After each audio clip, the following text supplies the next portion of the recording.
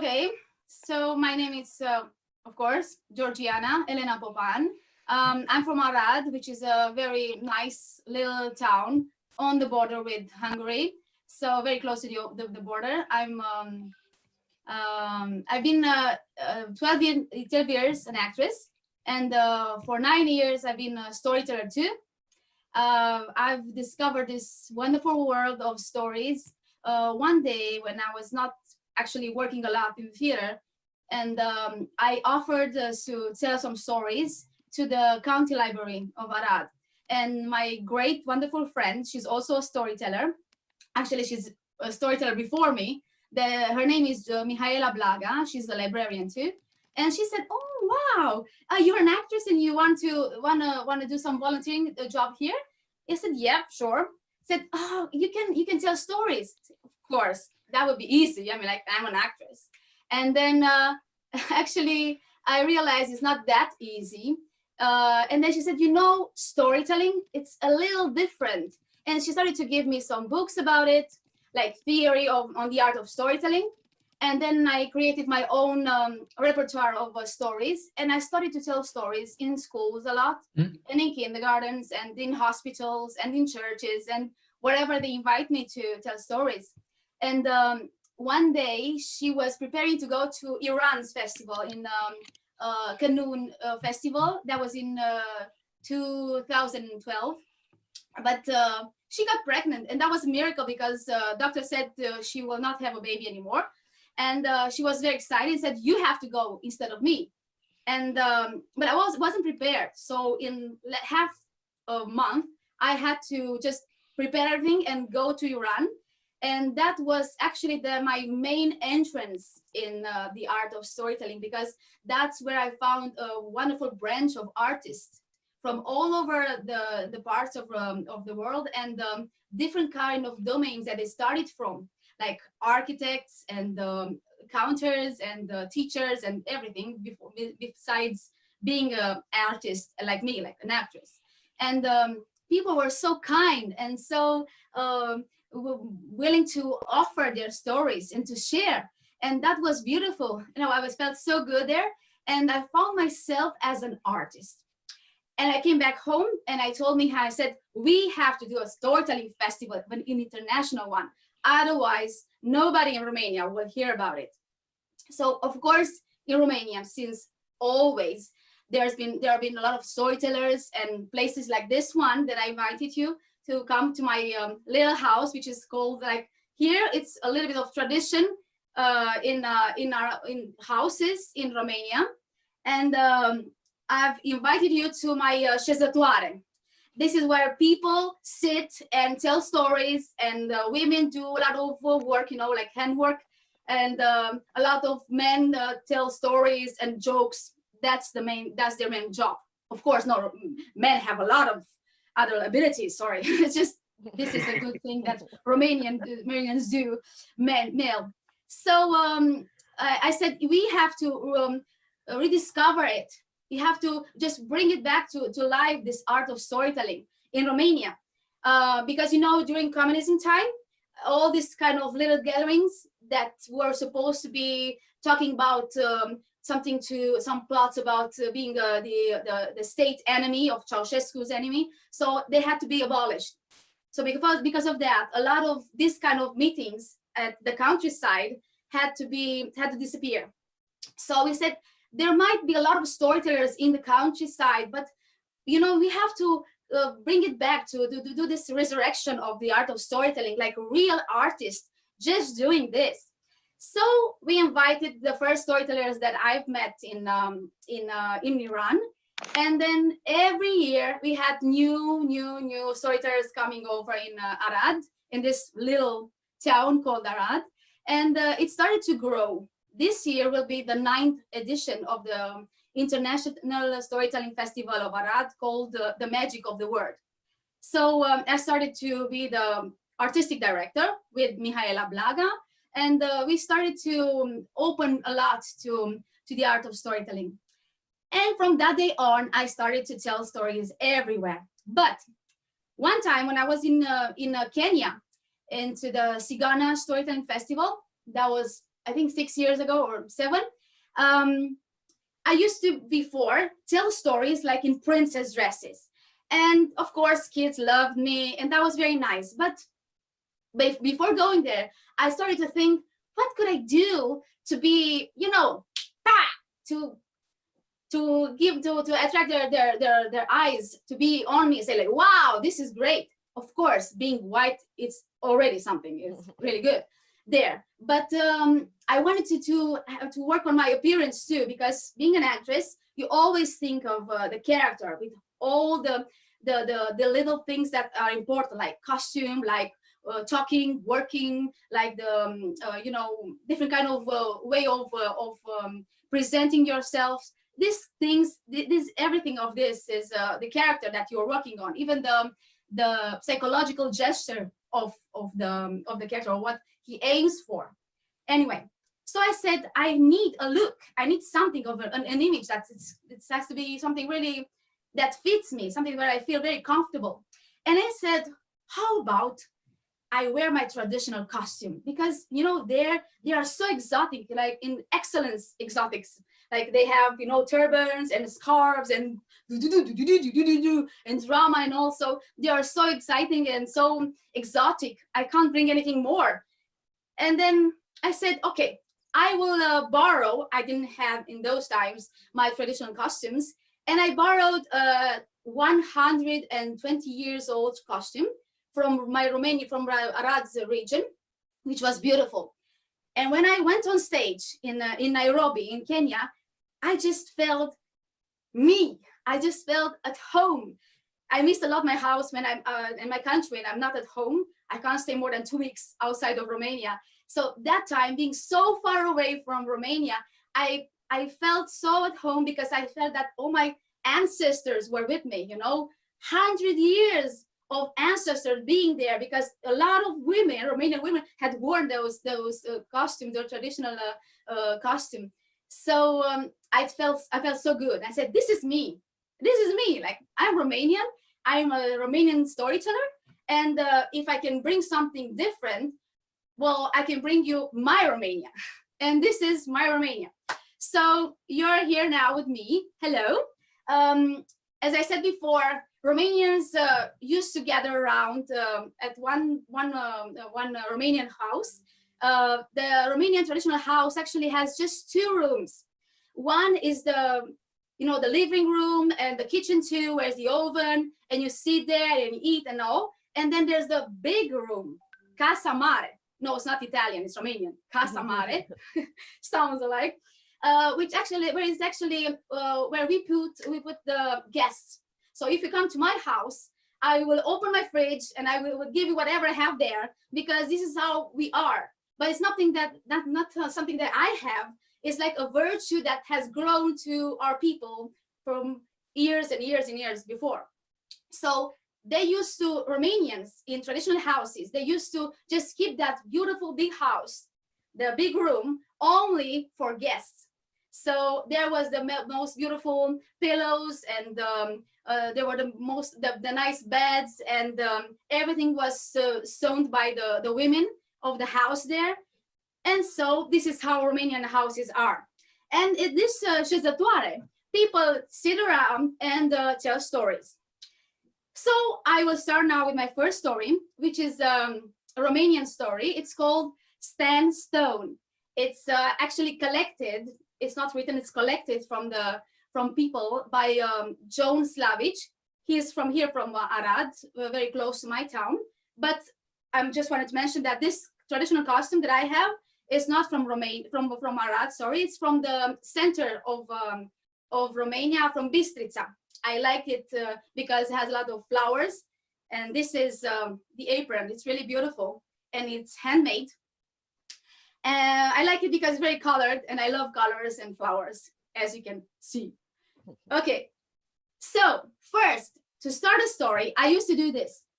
I do a game. It's a warm-up game. I did it in India with 1,500 kids. So it's doable. We can do this. Okay. So you just have to do like this. This is the running horse. Okay. And when I say jump, you just have to, do this one. Whenever I say we pass by the queen, of course, hello, John. We'll do the same as John does when he sees his queen, you know. And then when I say we pass by the king, we'll do like this, Your Majesty. When we pass by the girls, everybody, even the men, have to do this, like women do when they have a new beautiful costume. Okay? And when we pass by the boys, we'll do like this. And at the end, we'll do like this. Okay? Okay. Let's just do it, like a little warm-up, okay? Good. Let's start. Go, go, go, go, go, go. 1, 2, 3, jump. 1, 2, 3. And we pass by the queen. Like they have some lemon. Okay. And we pass by the king. Your Majesty. Okay. And we pass by the girls. This is like, I like. Good. And we pass by the boys. And 1, 2, 3, jump, jump, jump. And we're done. Okay, so we shake like this. Breathe in, breathe out, breathe in, breathe out. And I will tell it to you in Romania. Once upon a time is a fost odată ca niciodată. Că de n-ar fi, sigur nu s-ar povesti. So, once upon a time, there used to be, because if it hasn't been, it wasn't. That would be the little translation. So long time ago, in a small Romanian village, lived a very nice man. He was strong, he was healthy, he was very caring, and of course, he had a beautiful wife. They had a nice house, they had animals around, and I think they were happy. His name was Stan Stone. So whenever I say Stan, I will ask you to say Stone, okay? So Stan, exactly, had this beautiful life, but his wife, she was not very happy, you know, like women are. Romanian women are the same everywhere, all the women. So she wasn't happy all the time, doing like this. What's wrong? What's wrong, my dear? What's wrong with you? Honey, tell me. You can tell me anything you want to, please. Oh, come on, woman. Just say it. What's wrong with you? Well, you see, Stan, I think we're very, very unhappy. What do you mean? We're healthy. We have a house. We have animals. We have a land. I got you and you got me, babe. You know, like just Sonny and Cher. That's not Romanian, sorry. Anyway, so he couldn't understand. But she said, you know, we love each other and we are very happy. But you know, at one point, you need your love to grow, to transform itself. And we don't have the fruit of our love. What do you mean? We don't have a baby. Yeah, you're right. That's true. So he realized, yeah, he felt that something was missing, but he didn't understand until then what. So they started to pray, like Romanian used to do always, and prayed and prayed and said, God, please give us a child, please, just one baby. We love each other. We just want our love to grow, you know, to transform itself. And you know, in those times, it is said that God and Saint Peter were walking around these beautiful, nice villages, trying the compassion of people, asking them in houses of, tramp or a traveler or a beggar, no sign of divinity, nothing else, just asking for a glass of water or a piece of bread or some place to rest for a little bit. So, of course, God and Saint Peter, dressed like that, went around in front of the house of Stan Stone. And of course, that's normal for us, you know, as I told you, we are very hospitalier. So they knocked on the door, open the door. Sorry. And of course, the wife of Stan Stone invited them inside. And they gave them the most beautiful fresh bread just gotten out from the oven, fresh Romanian cheese. Oh, you can't understand this only if you have been to Romania. John knows it. They're like, we have always fresh cheese, you know, and it's dry or very wet, but it's sometimes it's sweet, sometimes it's salty, sweet and salty. Anyway, it's beautiful, it's great. So they had a very good lunch, and then they were invited to the big house, Casa Mare, and they went inside, they had a good, nice nap. And when they were ready to go, St. Peter said, God, these people, they're very compassionate, they have a very good heart and pure heart. We should give them something. But God said, well, you know, St. Peter, they have everything. Let's ask them, let's see. So God said, Stan, what would you like to have in life? Well, you know, he said, I'd like to have a baby. Are you sure? Oh, yeah. Are you sure? Sure. Well, now that you say so, yeah. Are you sure? Sure, sure. Yes. Yeah, I'm sure. Good. So when God says a word, that's a word. He created with words the whole world. Okay. So they left. Stan, Stone, and his wife were just looking and saying goodbye, goodbye. Thank you for coming. Step by again, wherever you want to. Come back. So when they got inside in the courtyard, there was not one, not two, not five, not 50, but 100 kids. 100 kids. The wife, she was so happy. Oh, my baby, oh, my baby. Like small kids. Like, mommy, mommy, mommy, let's pray, let's play. Oh, I love you, I love you, I love you. He had a lot of kids, and they were very happy. Stan, Stone, and his wife. But you know, at one point in that very first day of having so many kids, kids started to be very hungry. And the wife said, honey, I have to tell you something. Mommy, let's play. Oh, honey, just one second. I want to talk to Dad, okay? Okay, Mom. Yes, just one second. Honey, I need to talk to you. Mom! She just stay away. Honey, we have a problem. Mom! Okay, I'll come down. Stop, come here. And the wife said, we need to feed these kids, okay? They are hungry. What can we do? So he had nothing else to do but just to get his bag and go in the world, someplace to get hired, get a job, and get some money.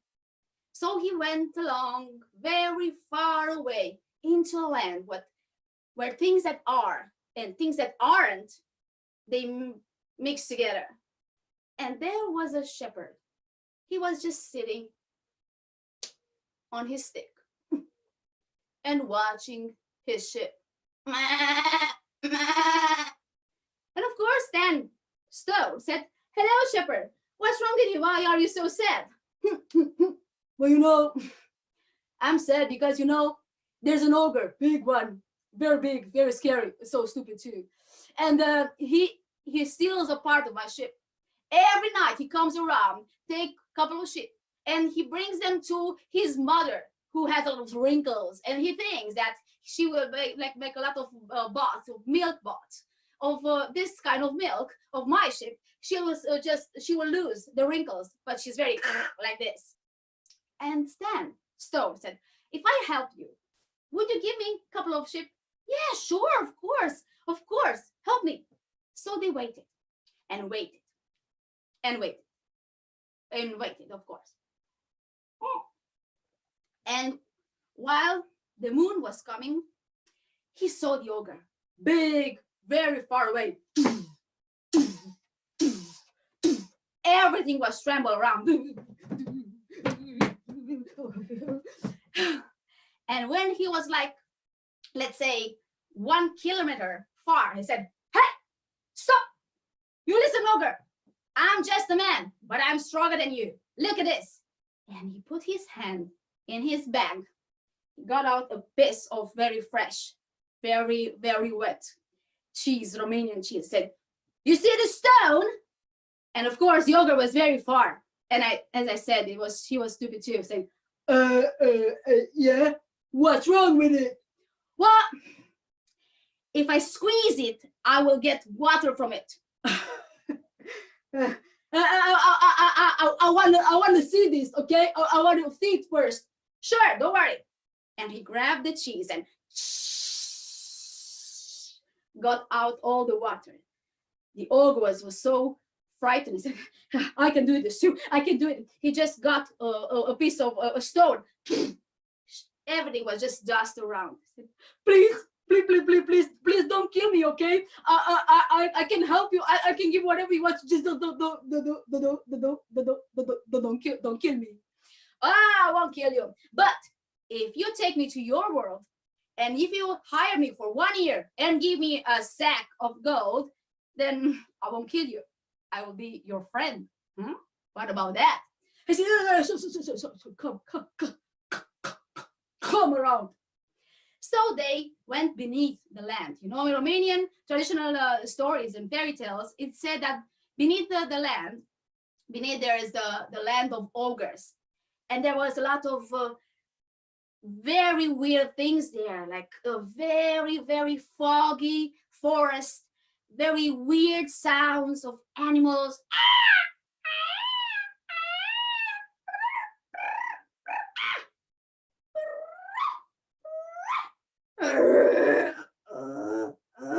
Anyway, he was scared.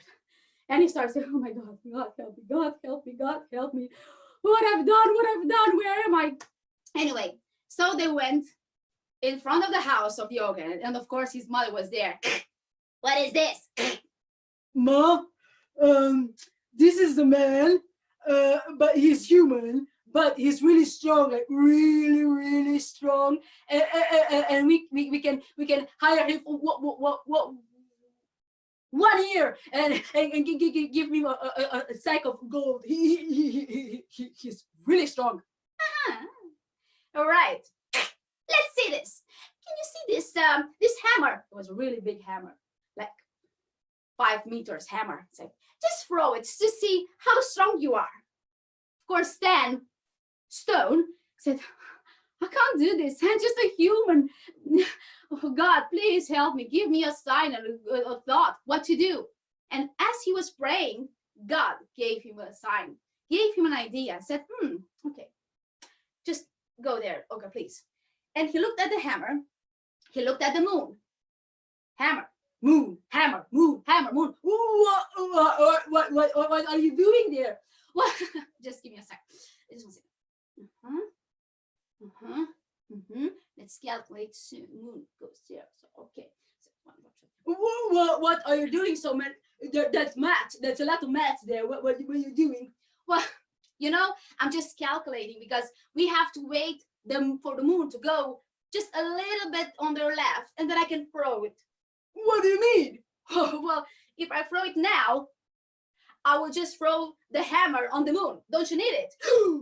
Don't throw it on the moon. I need it. My hammer. Well, you said I have to show you that I'm strong. Okay, I will do it now. Don't worry. It will just stay there. No worry. No, please. No, just go. No, please. Over, please. No, go there. Please, I will throw it instead of even just don't throw it on the moon, please. Okay. And so the ogre from the hammer, and this how Stan Stone got hired. But time in those world, it's in those times, it said that it runs really, really fast. Like 1 year in our land, in human land, is just 3 days beneath the land. So the time passed very fast. And exactly one night before the time was ending, and of course nobody wanted to give him a big sack of gold, they were talking in the evening in the kitchen, the mother and the ogre, thinking that Stan Stone was sleeping. Listen, I have an idea. What, Mom? Okay, now he's sleeping, okay? You go into his room, take the big hammer, and just chop his head. Isn't that going to hurt him? Just go. Okay. But before that, Stan Stone knew what happened. He heard everything. So he put some pillows, and some clothes instead of him on the bed, covering with another pillow and another blankets, so the ogre think that he was sleeping, and he just hide beside the closet, and he was waiting. The ogre was approaching the room. Nothing.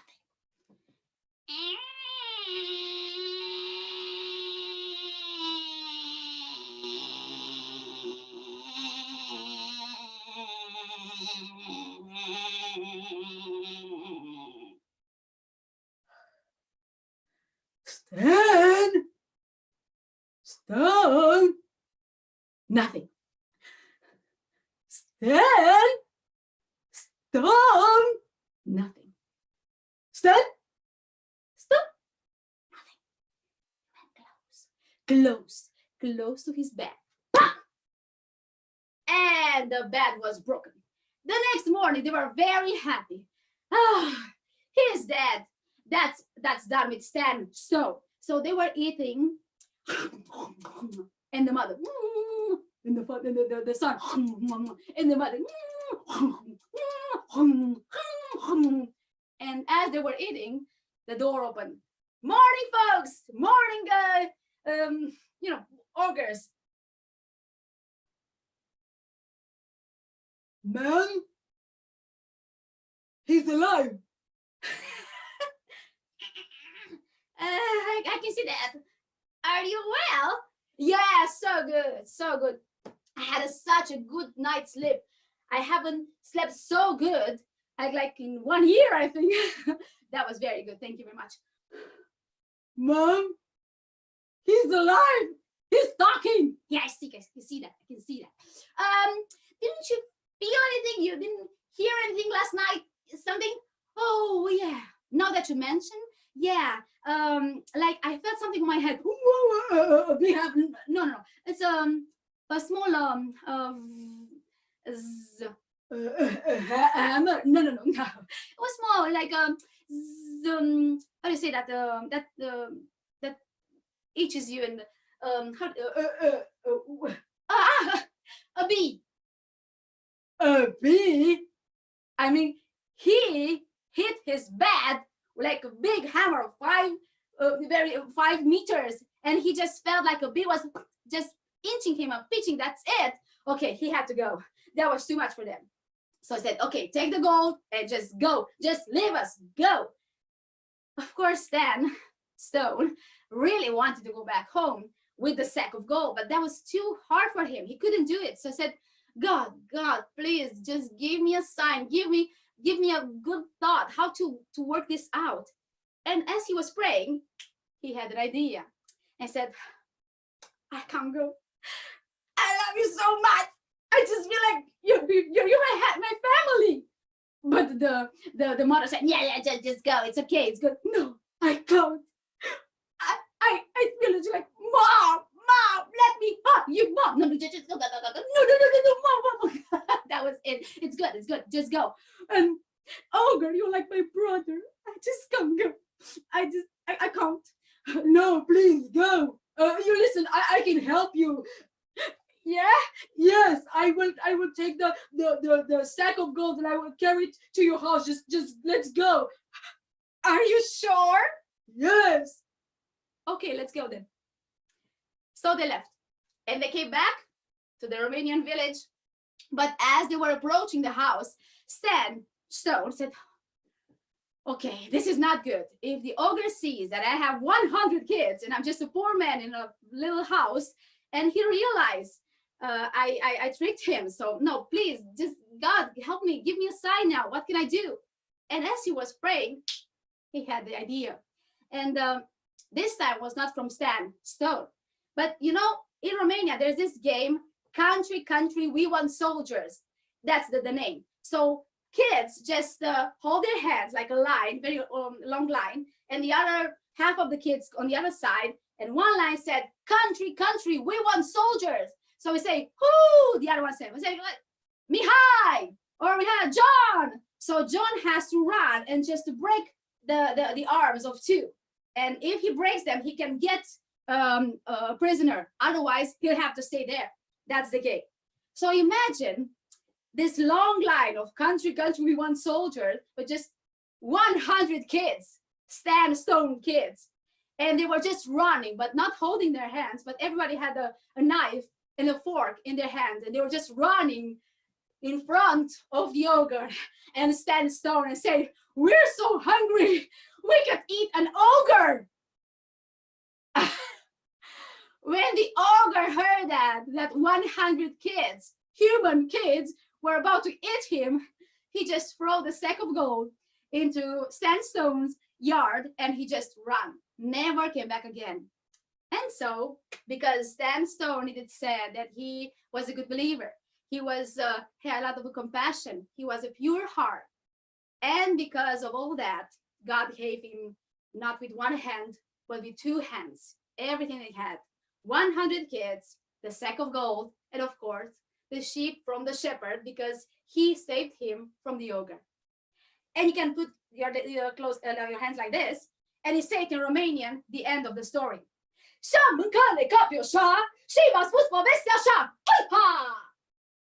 Thank you very much.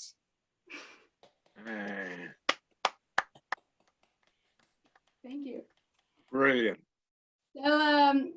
This is my version, of course, of the story. There's a lot of versions, but I like it because it's very acting. It's a lot of it's very offering for me.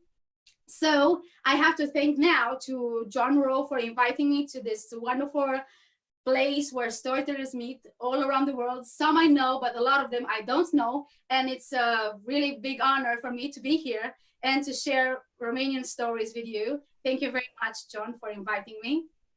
Thank you for telling. Thank you very much. And I have it's my story. It's a version of my story, but since I'm Romanian, you can say it's a Romanian story. Okay. So, but I will make it like a sort of a Romanian story, international story. We will see what I'm talking about. Okay. So you have to shake like this, and breathe in, and breathe out, and breathe in, and breathe out. This I got it from India. This. Okay. So once upon a time, there was this princess. She was beautiful, like me. She was very tall, not like me. And she loved all the beautiful things that she can find around, of course, like me. She lived in a wonderful castle, and her name was actually just like mine. She was called Giorgiana.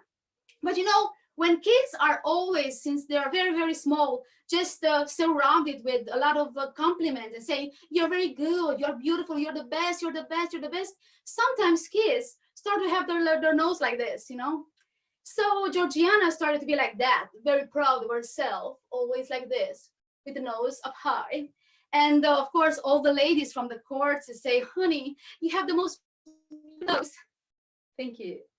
"Oh, no. Your face is just perfect." Thank you. I know. Thank you very much. Your hands, like they have the pianist, piano player hands. They're so beautiful. Thank you. I know. So every day she had a lot of people all around her telling her how beautiful she was. So she grew up always being in front of a mirror. And of course, if you really want to be the most beautiful girl in the world, nothing is enough for you, ever. And she would just have a beautiful dress with all the colors or the beautiful colors of the world. She would just run in front of the mirror and say, I'm not that beautiful enough. I wanted to be the most beautiful girl in the world. Oh! And the next day, she wanted a new pair of shoes, beautiful, you know, like Prada shoes, and a lot of stones. Too many stones, precious stones. Actually, they were too big anyway. Like 1-2 kilograms of stones. You know, like she had to run like this towards the mirror. And she said, "Oh, they're so beautiful. They aren't that beautiful for me. I want to be the most beautiful girl in the world." Oh! Nobody liked her anyway. She started to grow up being very lonely. She had no friends. Nobody in the court would love to help her, to do something for her anyway. no servants will just be around her. You don't like this kind of person, of course. And then, of course, she wanted beautiful dresses, beautiful shoes, beautiful hats, you know, with flowers and fruits and everything she wanted. She would run to the mirror and say again, I'm not beautiful enough. You're not beautiful. Anyway, she was not beautiful. You got the idea anyway. So one day, you know, this is very Romanian. When we don't know what to do, we invite specialists, international specialists, always. If somebody like he's really good, but he's from Romania, that's not good. But if you're from England, you know, oh my God, you're from England! Wow! So this is what the king and the queen did. They said, we invite international specialists, wise people to tell us what to do with this girl of ours. So the first international wise man, he came from, can you give me a foreign country? Can I have some microphone? Okay, John, just give me a foreign country, which is Mongolia. not sorry? Mongolia. Okay, so he came from Mongolia and said,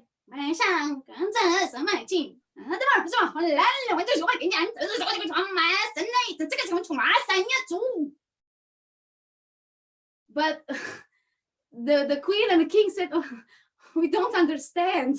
Sorry. And then I got another one. Can you give me sorry, zoom hair? Can you give me a foreign language? Can I have the sound, please? Barbar Amazigh. Sorry? Amazigh Arab. Okay. Berber, yeah. Okay. And he said,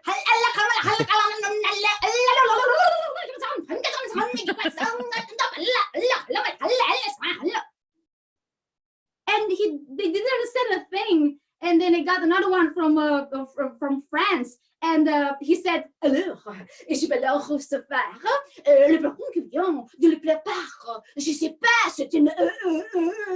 je sais pas.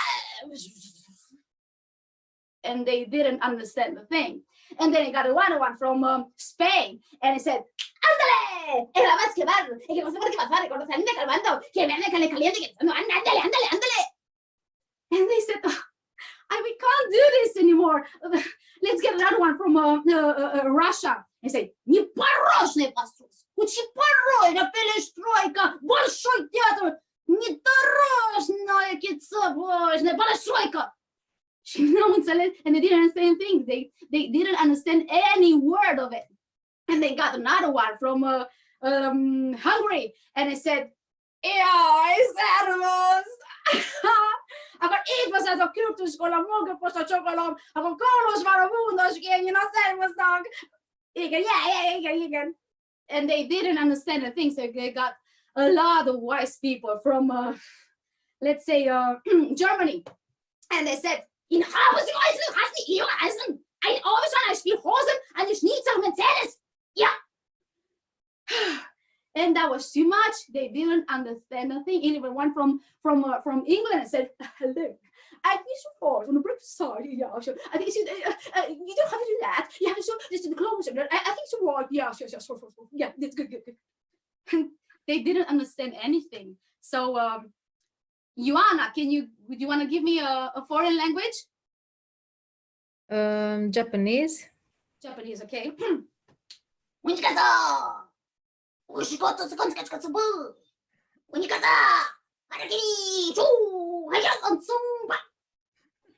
Anyway, that was too complicated. They couldn't understand anything from those wise people. And they invited some even from Romania. And I will give you just to feel of it, the taste. Somebody from Cluj. And said, tu, na fii atentă, ci. Bă, ciocoflanderă, tu, na fii atent, mă, e foarte simplu. Nu e așa complicat. Numai trebuie să-i tăche hainele, mă, că-i prea multe ai. Și aruncă-le în foc, no, Doamne ajută, e gata. Anyway, even Romanians, they gave us so many advices, but nothing would work. But the nanny of Giorgiana. And that was interesting. She had the same name like you, Bianca, and said, my dear, do you want to be the most beautiful girl in the world? And she said, yeah, yes, yes, yes, yes, yes. Okay, that's very easy. Before you look at yourself in the mirror, okay, you just have to do what? A good deed. That's it. That's it. Okay. So she started to, it was not very easy at the beginning, you know.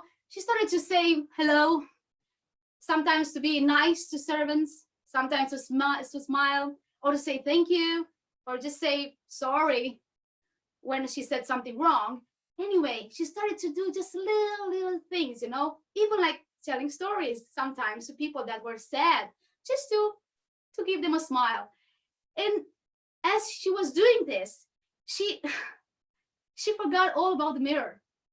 And she was not like this, or like this, or like this, but she was very happy. She was smiling because she was not giving from what she had, but from herself. And then from that day on, she actually really started to be one of the most beautiful girls in the world. And she lived happily ever after. Și am mâncat de capul așa și v-am spus povestea așa. Uiha! Thank you. Mulțumesc.